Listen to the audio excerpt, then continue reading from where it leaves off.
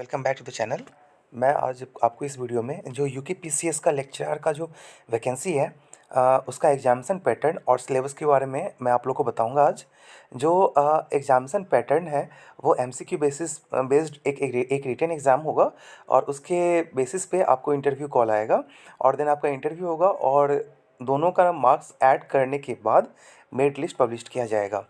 जहाँ तक बात रही एमसीक्यू की, तो एमसीक्यू पेपर की, तो उसमें आपके 3 पेपर होंगे। मीन्स रिटन पेपर में 3 पेपर होगा। एक है आपका सामान्य हिंदी, सामान्य इंग्लिश और जो आपका सब्जेक्ट है उससे सब्जेक्ट रिलेटेड।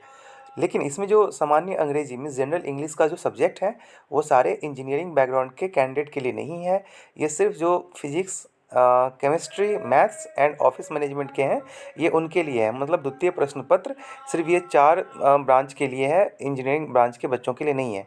सो जो टेक्निकल बच्चे हैं लाइक मैकेनिकल, इलेक्ट्रिकल, इलेक्ट्रॉनिक्स सबकी वैकेंसी आई हुई है इसके अंडर। तो इसमें सिर्फ आपको जनरल हिंदी पढ़ना है और जो आपके कंसर्न सब्जेक्ट है वो पढ़ना है। जनरल हिंदी में आप देख सकते हो कि टोटल 100 क्वेश्चन आएंगे और हर एक क्वेश्चन 1 नंबर का होगा। सो टोटल जनरल हिंदी का जो मार्क्स हो गया वो 100 हो गया और इसके लिए आपको 2 घंटा दिया जाएगा। ये भी एमसीक्यू होगा। और जो आपका सेकंड पेपर होगा as per the examination pattern, ये तृतीय प्रश्न पत्र है। ये आपके सब्जेक्ट नॉलेज से रिलेटेड क्वेश्चंस होंगे जिसमें आपके 150 क्वेश्चन पूछे जाएंगे और एक क्वेश्चन 2 नंबर का होगा और टोटल आपके 300 नंबर के ये पेपर होंगे जिसके लिए आपको 3 घंटा दिया जाएगा। इसकी आगे बात करते हैं नेगेटिव मार्किंग की कि जी हाँ, इसमें नेगेटिव मार्किंग है। नेगेटिव मार्किंग आप देख सकते हो, इसमें वन फोर्थ नेगेटिव मार्किंग है। मीन्स यदि आपका एक क्वेश्चन सही होता है तो जितने नंबर के क्वेश्चन है उतना नंबर आपको मिलेगा और यदि बाय द वे आपका क्वेश्चन गलत होता है तो आपके उस नंबर के साथ साथ 1/4 आपके सही आंसर में से नंबर डिडक्ट कर लिए जाएंगे। ठीक है, तो रिटेन एग्ज़ाम जो एमसीक्यू है वो ख़त्म होने के बाद एज़ पर द सीट आपका मेरिट लिस्ट पब्लिश किया जाएगा और देन आपको इंटरव्यू के लिए कॉल किया जाएगा। इंटरव्यू आपके 50 नंबर के होंगे और ये दोनों मार्क्स ऐड होने के बाद आपका फाइनल मेरिट लिस्ट निकलेगा। बात करते हैं सिलेबस का। तो सिलेबस क्या है कि जनरल हिंदी के जो 100 क्वेश्चन आएंगे उसमें सब्जेक्ट टॉपिक के अकॉर्डिंग नंबर बांट दिए गए हैं कि किस टॉपिक से कितने नंबर के क्वेश्चन आएंगे। जैसे कि स्वर एवं व्यंजन वर्णों का वर्गीकरण, ये जो टॉपिक है हमारे हिंदी जनरल हिंदी में, ये आपके 15 नंबर के आने वाले हैं।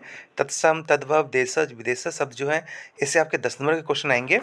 उपसर्ग, प्रत्यय, संधि, समास से 10 नंबर के आएंगे। पर्यायवाची, विलोम शब्द से 10 नंबर के आएंगे। अनेकार्थ शब्द, शब्द योग, इससे आपके इस टॉपिक से आपके 10 नंबर के क्वेश्चन आएंगे। ऐसे करके आप देख सकते हो इसमें सारा ही टॉपिक दिया हुआ है। टोटल जनरल हिंदी में 10 टॉपिक है और इसमें क्यों किस टॉपिक से कितने क्वेश्चन आएंगे वो भी आपको साइड में मेंशन किया हुआ है। तो ये एक सही बात है कि आपको वेटेज के अकॉर्डिंग जो टॉपिक है उस पर आपको ध्यान देना है। फिर ऐसी बात करते हैं जो physics, chemistry, maths and office management subject के हैं उनके लिए जनरल इंग्लिश है एक एडिशनल सब्जेक्ट जो 100 नंबर का होगा।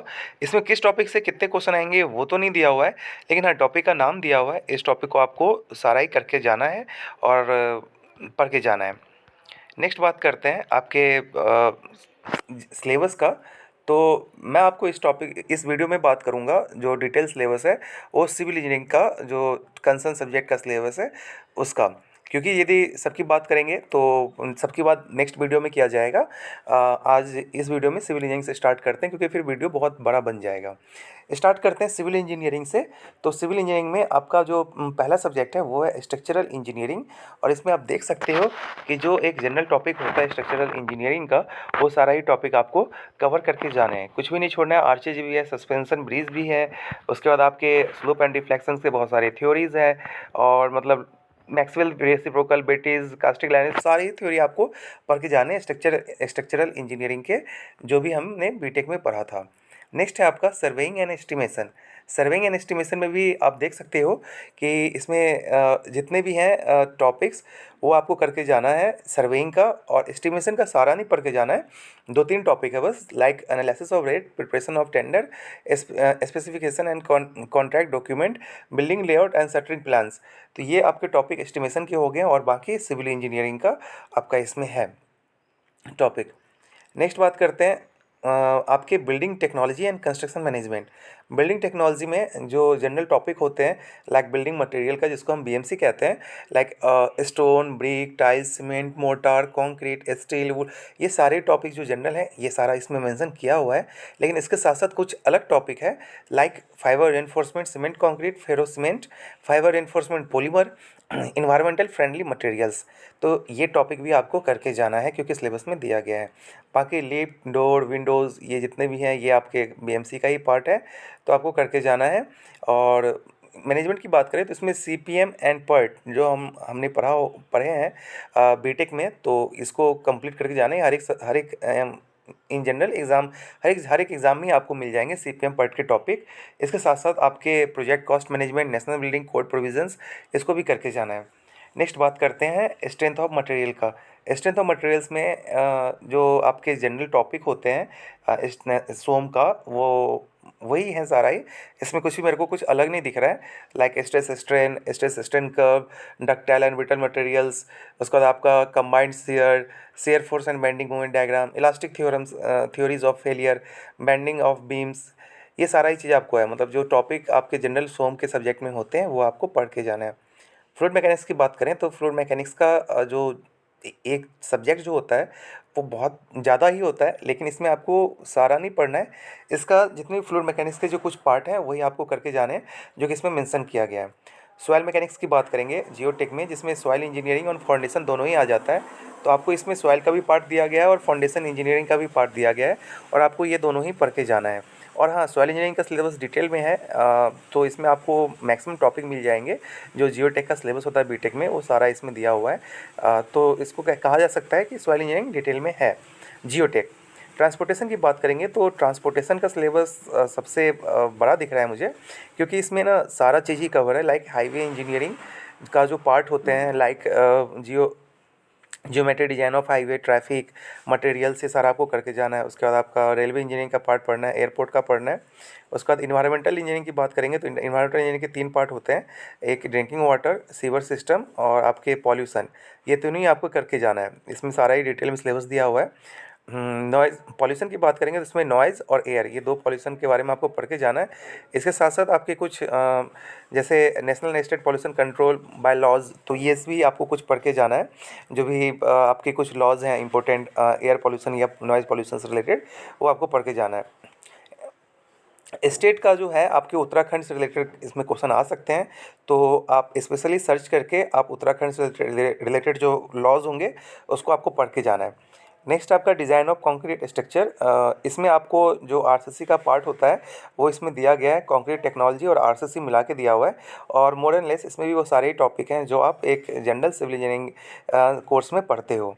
नेक्स्ट आपका डिज़ाइन ऑफ स्टील स्ट्रक्चर्स, इसका भी सिलेबस ब्रॉडली डिफाइन किया गया है, और इसमें भी आपके मोर एंड लेस सारे टॉपिक हैं जो आप एक इन जनरल पढ़ते हो स्टील इंजीनियरिंग में। बस एक टॉपिक एक्स्ट्रा है, एक्स्ट्रा नहीं कह सकते, लेकिन हाँ बहुत सारे एग्जाम में ये नहीं रहता, लेकिन इसमें दिया गया है, like determination of wind and earthquake effect as per the IS code, तो इसको आपको पढ़ के जाना है। नेक्स्ट है water resources engineering. Water resources में आपके दो सब्जेक्ट आते हैं, एक आता है आपका इरिगेशन, दूसरा आता है हाइड्रोलॉजी। तो इरिगेशन में भी आप देख सकते हो इसमें सारा ही चीज़ मतलब टॉपिक दिया हुआ है और इसको आपको पढ़ना है।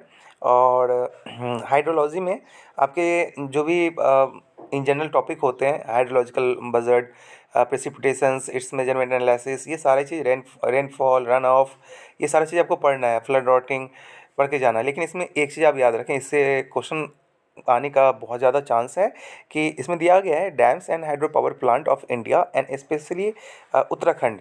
जो आपके dams and hydro power plant है उत्तराखंड में बहुत ज़्यादा है, तो उसको आपको पढ़ के जाना है, और कहाँ पे है, कौन सा डैम, उसका स्ट्रक्चर क्या है, कब बना था, तो ऐसे क्वेश्चंस आ सकते हैं।